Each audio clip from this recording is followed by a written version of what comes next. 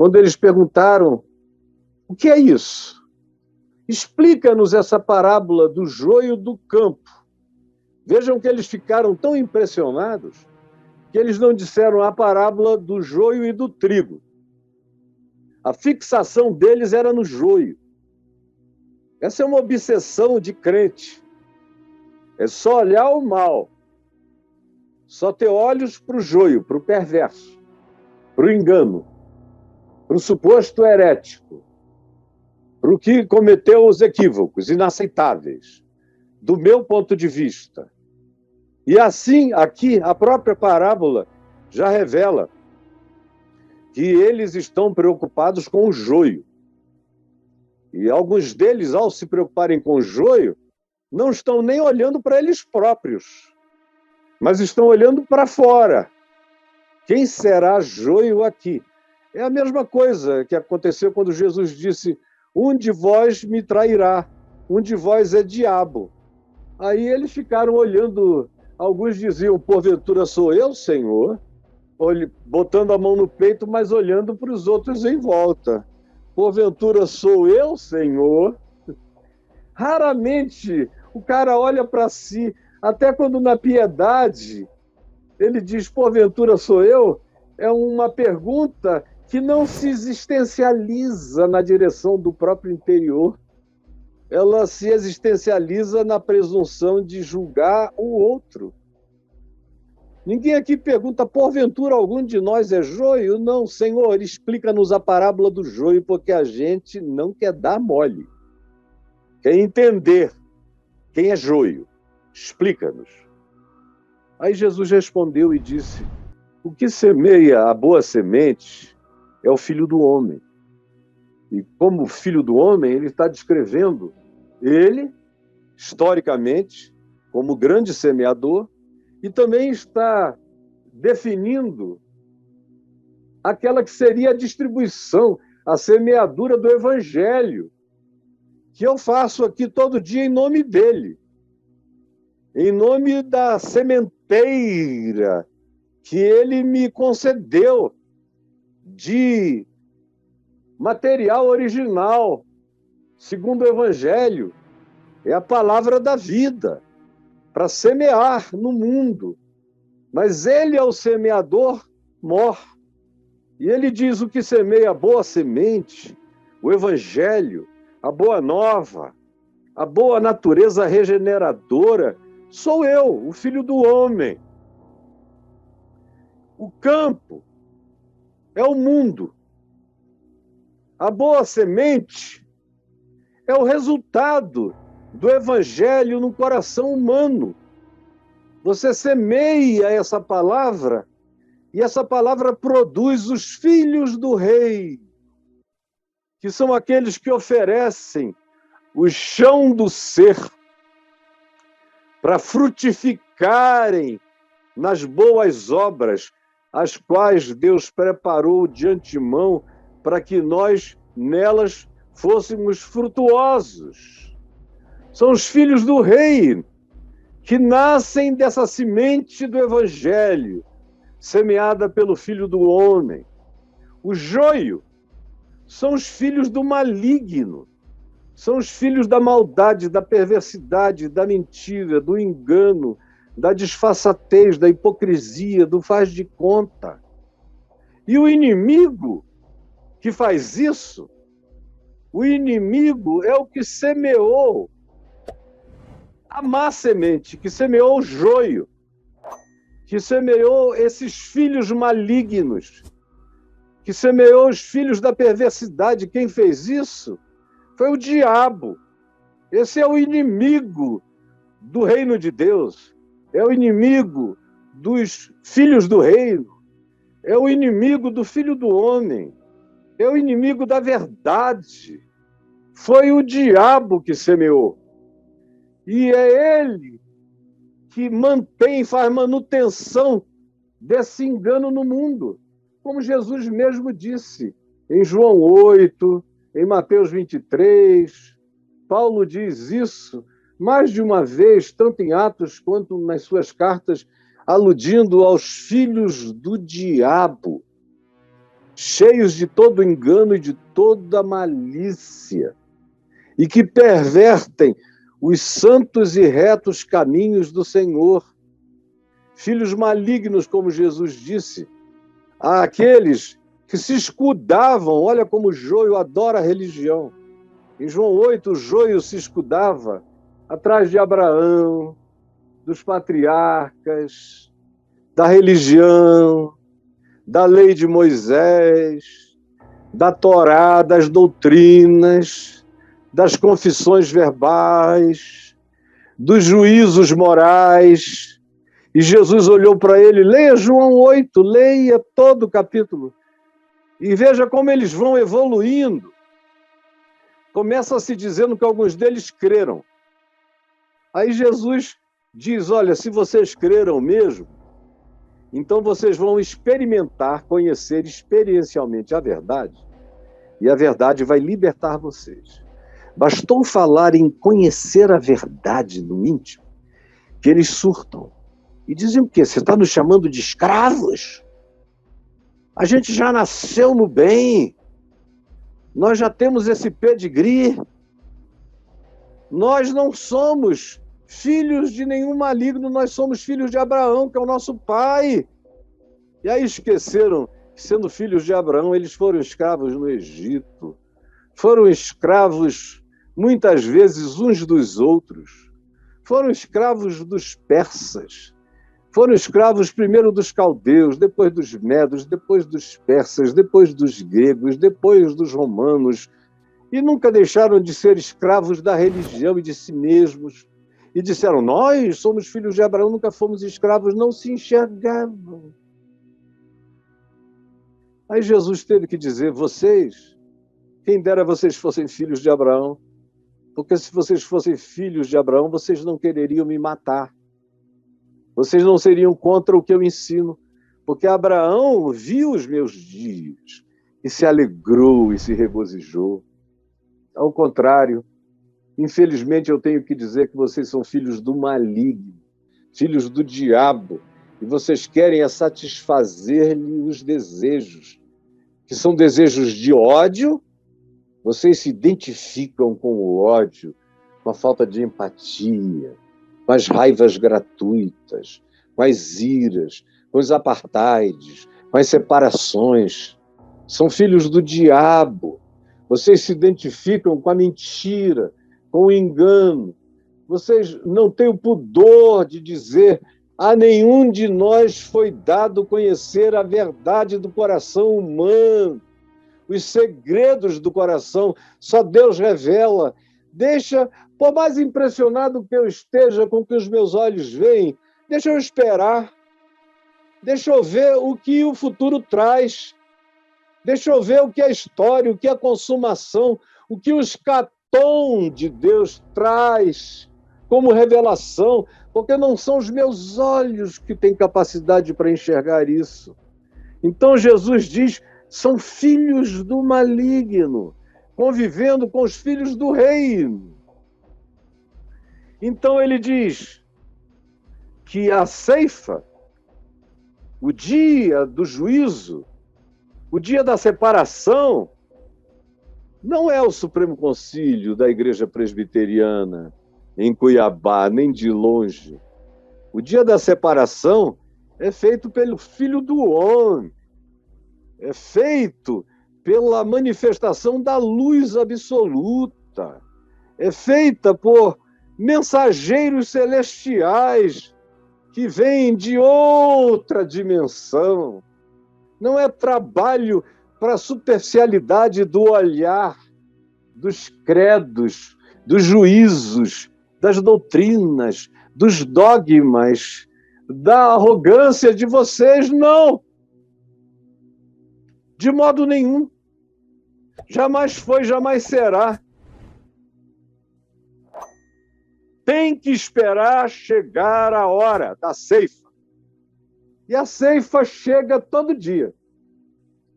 A ceifa chega porque tem gente sendo ceifada e morrendo, partindo, saindo desse mundo, do campo do mundo, todo dia. Chega a ceifa. Anteontem, o meu querido irmão amado,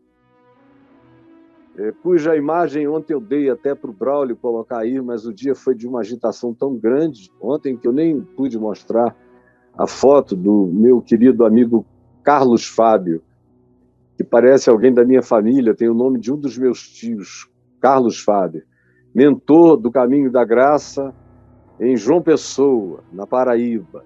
Vocês estão vendo aí, e que partiu para o Senhor anteontem. Esse aí era um trigo puro.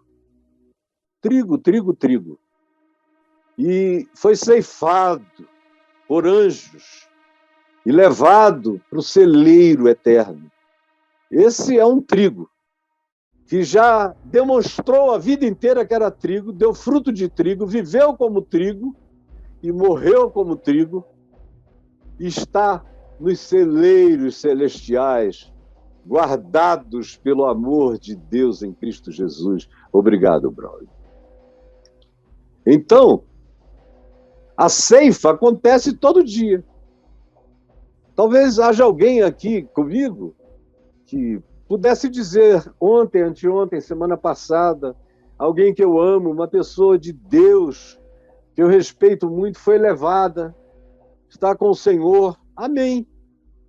Agora, a outra ceifa, sem ser essa ceifa, que acontece pela morte, pela partida, quando a gente é levado desse mundo e colocado aonde quer que a graça de Deus nos ponha, a outra ceifa é aquela que acontece com a vinda do Filho do Homem. É aquela ceifa do escatom, da volta do Filho do Homem, na consumação de todos os tempos, de todos os séculos, de todas as eras e de todos os aeões. E esse tempo e essa hora não chegou. E Jesus disse que ninguém sabe quando será e nem chegará. Portanto, essa segunda ceifa está para além de mim. Jesus disse, os anjos não sabem quando será, nem o Filho. Portanto, não se metam. Vocês, no máximo, têm a capacidade de identificar a ceifa que acontece na história quando um ser humano é levado desta dimensão para outra e vocês constatam que foi. E quando é uma pessoa como Carlos Fábio, que deu todo o fruto do trigo e do pão da vida enquanto vivia, sem brincadeira, e ninguém dá fruto do pão da vida morrendo de dor, de câncer, de quimioterapia, de radioterapia, dor, angústia, dando fruto, e parte em paz. Esse é trigo. E as suas obras o declararam e o julgaram. A frutuosidade não deixou dúvida. Esse é o único manifestar de ceifa passível de observação ante os nossos olhos, mas não de juízo em relação a quem não viveu como Carlos Fábio viveu, dando fruto. Quando é alguém que viveu sem dar o fruto, eu silencio. Eu não caio na tentação de dizer, pela vida que viveu, deve estar no fogo, sendo queimado. Eu não. Deus me livre. Eu não tenho olhar escatológico para avaliar a existencialidade de ninguém e muito menos a projeção escatológica de ninguém. Eu celebro o trigo que deu fruto e partiu, mas eu não julgo o joio, porque eu nunca sei o que vai acontecer e sou proibido por Jesus em relação a esse juízo eu vir a exercer. Então Jesus diz, a ceifa é a consumação dos tempos e os ceifeiros não são apóstolos, não são pastores, não são presbíteros, os ceifeiros são os anjos de Deus. Vocês estão fora dessa. Aí você diz, eu não entendi uma coisa, Caio, porque a grande dúvida dos crentes em relação a isso não só tem a ver com tudo que eu expliquei da maneira mais infantil possível, praticamente só acrescentando frases a mais, sinônimos a mais ao que Jesus já definiu. Mas a grande dúvida que parece ter ficado, e que é o que mistura e confunde tudo na cabeça do cristianismo e dos cristãos, não só do cristianismo. O cristianismo já mistura tudo desde o início, porque o cristianismo não tem nada a ver com o evangelho. Como eu digo há muitos anos, o pior inimigo do evangelho na história é o cristianismo. Sempre foi. E aí a grande confusão é que os crentes ficam pensando que o campo é a igreja, como o cristianismo imaginou. E mesmo antes do cristianismo surgir no quarto século, os apóstolos caíram nessa tentação algumas vezes. Os discípulos dos apóstolos, as primeiras gerações, sofreram essa tentação de apartheid, de separação, de desmisturar, de querer deixar tudo claro, separar o joio do trigo, como eu vejo pastores dizendo, chegou a hora de separar o joio do trigo. Você não tem visto isso sendo dito por aí? Poxa vida, eu vejo quase todo dia algum pastor chegar e dizer é a hora de separar o joio do trigo, especialmente numa hora política como essa. Querem separar o joio do trigo. E agora, a política, a ideologia se transformaram numa categoria de juízo.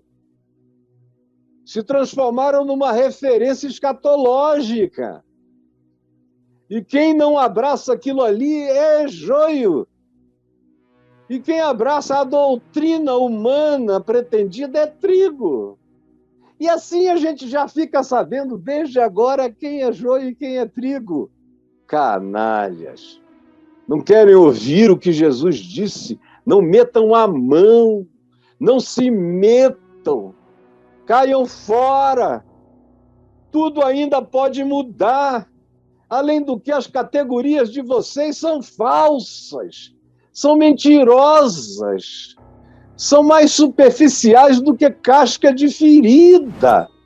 Vocês não veem nada para dentro, vocês nem se enxergam e carregam a presunção de saber quem é o outro a partir de categorias infames, determinadas por vocês.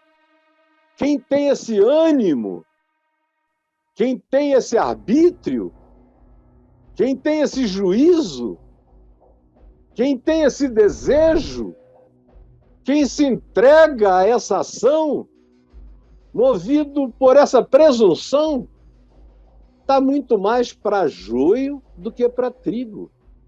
A própria iniciativa carrega muito mais o traço, a fisionomia, a postura de quem não dá fruto, mas que quer arrancar quem dá, do que qualquer outra coisa. Essa atitude parece mais a atitude do joio, que não se importa com a qualidade da vida, que não tem nenhuma preocupação com a frutuosidade do bem, do amor, da misericórdia, da compaixão, da empatia, da solidariedade, do carinho, do acolhimento do despojado, do aflito, do órfão, da viúva, daquele que ninguém enxerga, dos seres invisíveis do mundo.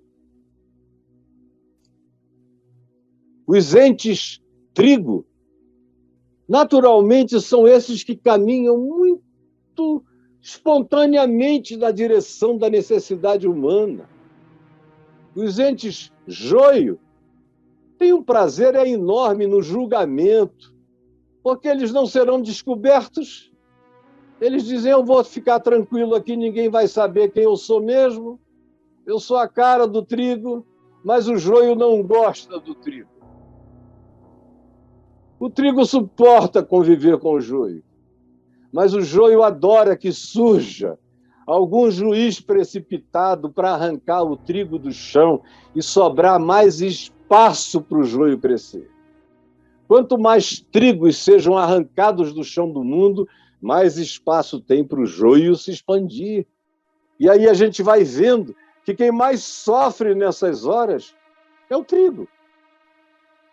E os mais privilegiados nessas horas são os joios. Que o chão é aberto para eles crescerem, se expandirem, na arrogância da sua presunção de juízo sobre a alma do próximo. Mas a pergunta que eu disse que deveria nos vir, porque a não resposta objetiva a ela, e que está dada objetivamente aqui por Jesus, é uma das coisas que mais confundem, é aonde é que a gente encontra joio e trigo? Aí o cristianismo, e eu disse antes do cristianismo, os cristãos, mesmo no tempo e depois dos apóstolos até o quarto século, depois ficou infinitamente horroroso e pior, aí o joio tomou conta e exerceu juízo sobre o trigo, e o trigo foi mandado para calabouços, foi para exílio, foi queimado vivo, o trigo foi apedrejado, o trigo foi chamado de bruxo, de bruxa, de herege, de tudo.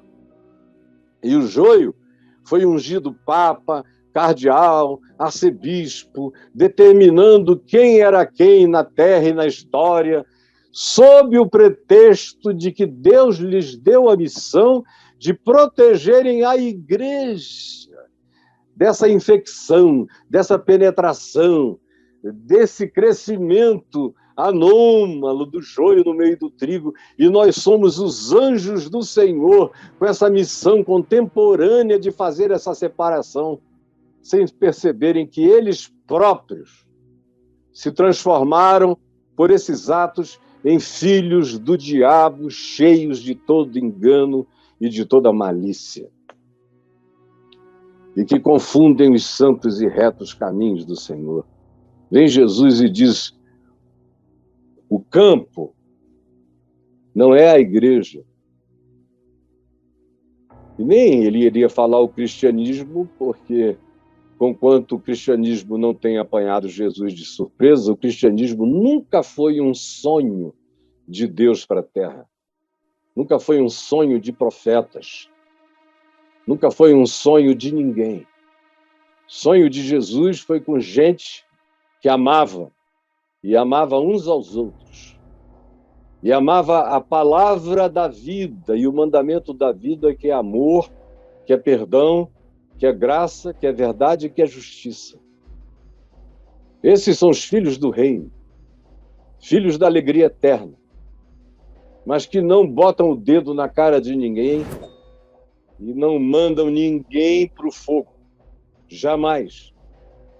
E outra coisa, não se escondem atrás da pureza da igreja, da pureza doutrinária, da pureza católica, da pureza ortodoxa, da pureza reformada, da pureza pentecostal, de nenhuma dessas mentiras criadas por homens para gerar separações, divisões, e são tão somente isto.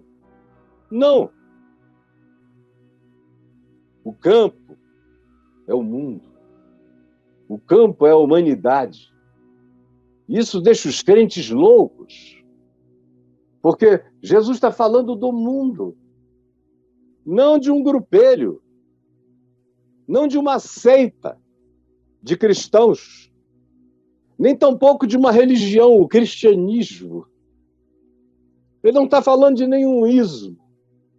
Ele está dizendo: o campo é o mundo, é a humanidade, do Oriente ao Ocidente, de Norte a Sul, de polo a polo, de mar a mar, de continentes a todas as ilhas.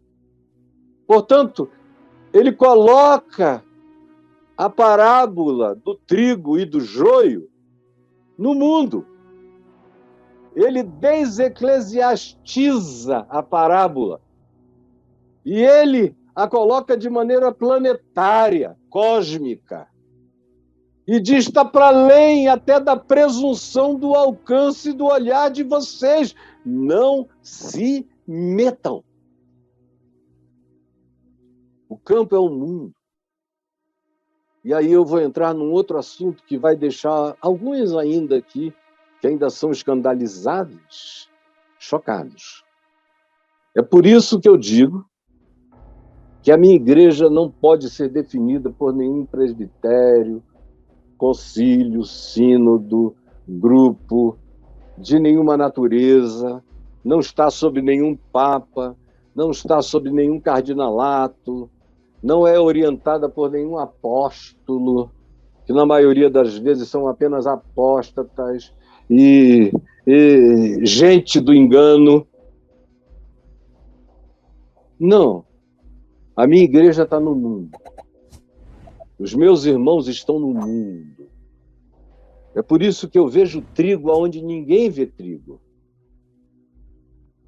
É fácil, pela maldade que a gente vê no mundo, até imaginar como dia a dia o joio cresce.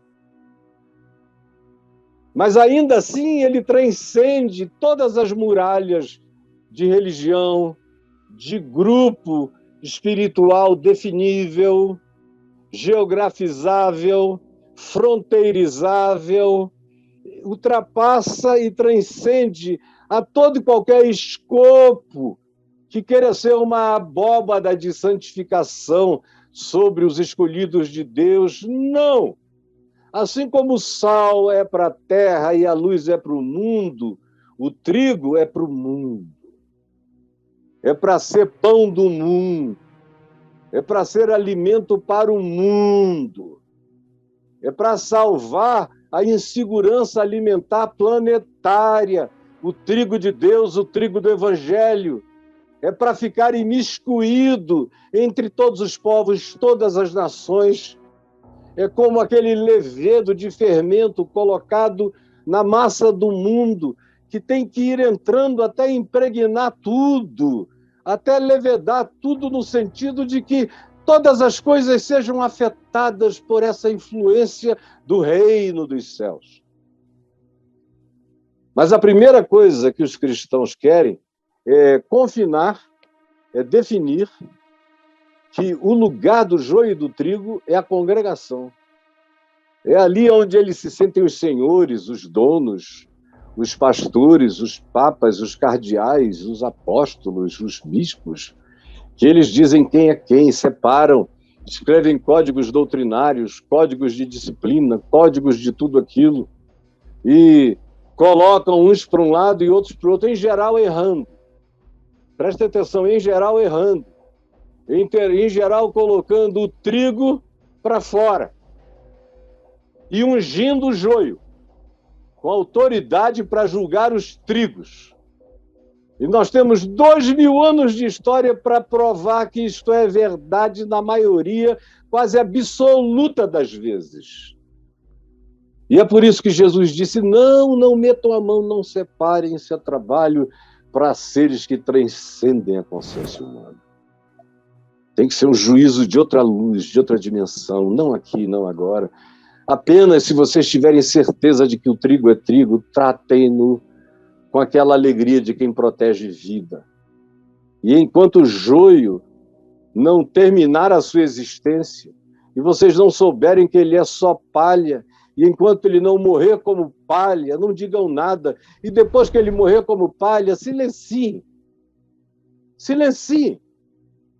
Porque se não é nem assunto para vocês, silenciem. Isso não serve nem como tema para vocês. Mas vocês já viram que a obsessão de discípulos, desde esses primeiros aqui, narrados do Evangelho, é Senhor, conta-nos a parábola do joio. Porque eles ficaram tão impressionados com isso que não conseguiram nem pensar na alegria do trigo. Há uma fixação obsessiva em juízo na cabeça de todo crente.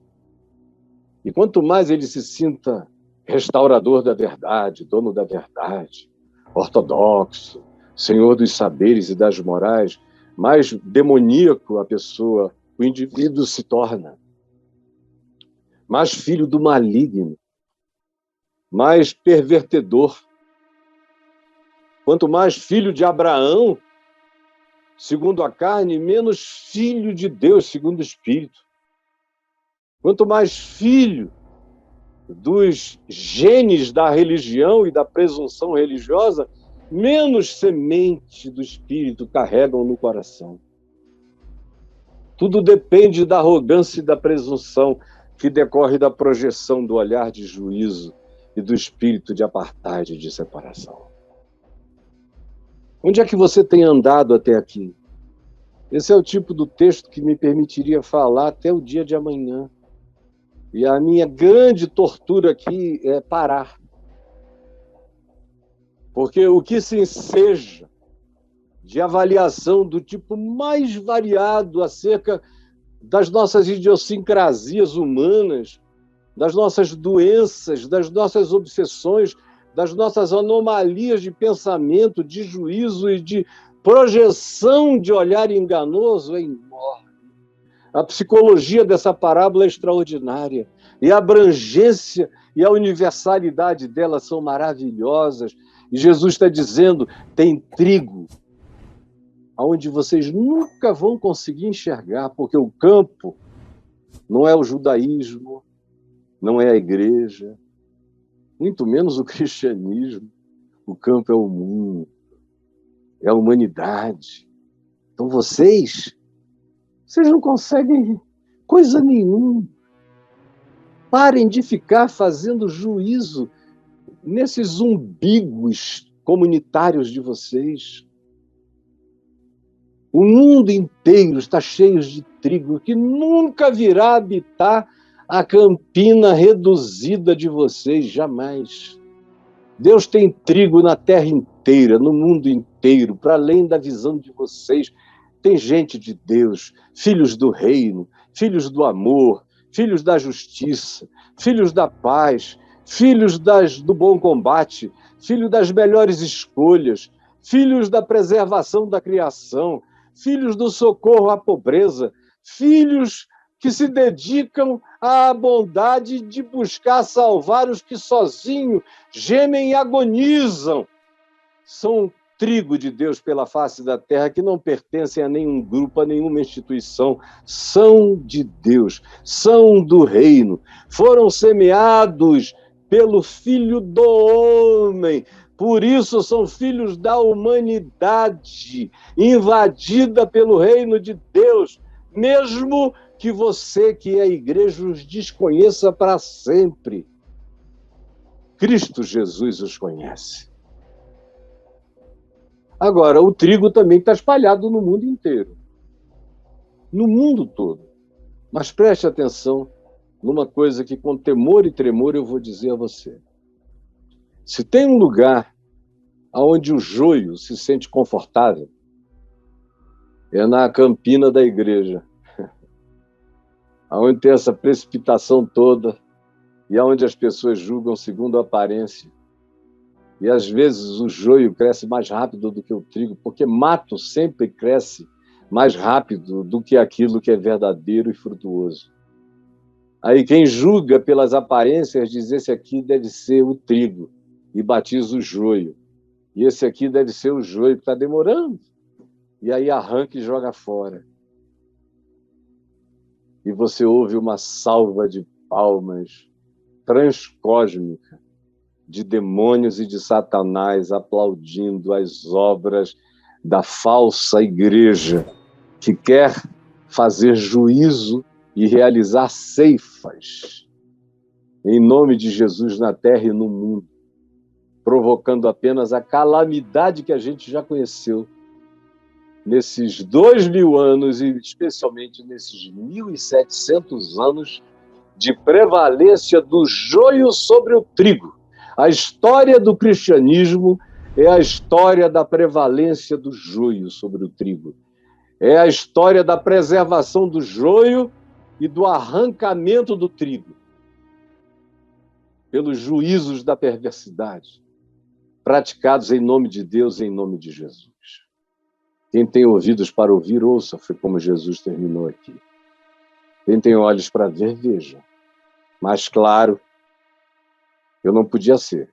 A única coisa que falta agora é você ter coragem de parar de olhar daqui para fora e começar a olhar daqui para dentro e se enxergar e andar na misericórdia de Deus com o coração quebrantado e sem juízo, apenas dizendo: Senhor Deus, Tu o sabes, e obrigado pela graça de ter o testemunho do Espírito Santo me dizendo que Tu me deste o pão da vida para que eu me tornasse trigo de Deus no mundo.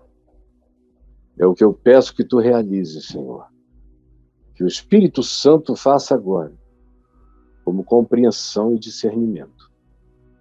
E que Tu abras o entendimento mesmo contra todos os nossos preconceitos, todas as nossas raivas, contra toda a falsificação dos nossos olhares e dos nossos juízos. É o que eu peço que Tu realizes, porque ninguém sabe quem é o joio nem quem é o trigo. E nenhum deles está à direita ou à esquerda, eles se misturam. Para que nós abramos mão da nossa arrogância, tratemos a vida com o coração quebrantado, desejando apenas que a nossa existência produza fruto de vida eterna, para a glória de Deus, ainda no tempo presente, já hoje, aqui e agora. É o que eu te peço, em nome de Jesus. Amém e amém.